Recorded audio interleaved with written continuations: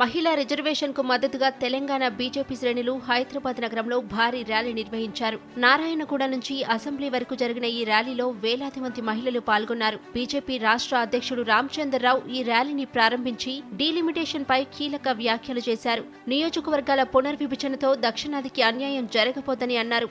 రేవంత్ రెడ్డి గారు కాంగ్రెస్ పార్టీలో చేరినప్పటి నుంచి కూడా కాంగ్రెస్ పార్టీ యొక్క విభజన రాజకీయం ఏదో విభజిత రాజకీయం ఏదో దాన్ని అనుసరిస్తున్నారు. దేశాన్ని మతం పేరు మీద, కులం పేరు మీద, ఇప్పుడు ప్రాంతాల పేరు మీద విడదీసే ప్రయత్నం కాంగ్రెస్ పార్టీ చేస్తుంది. వాళ్ళ ఉత్తరమే చెప్తుంది వాళ్ళకు మహిళా రిజర్వేషన్లు ఇష్టం లేదు, వాళ్ళ ఉత్తరమే మహిళా రిజర్వేషన్లకు వ్యతిరేకంగానే భావించాల్సిన అవసరం వస్తుంది.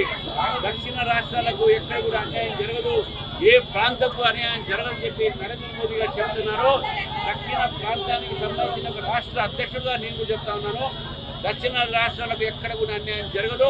ఇవన్నీ అబద్ధాల ప్రచారాలు చేస్తున్నటువంటి కాంగ్రెస్ పార్టీని తిప్పికొట్టాల్సిన అవసరం అని చెప్పేసి కూడా నేను తెలంగాణ ప్రజల్ని, అదేవిధంగా దక్షిణాదిలో ఉన్నటువంటి ప్రజల్ని కూడా కోరుతా ఉన్నాను.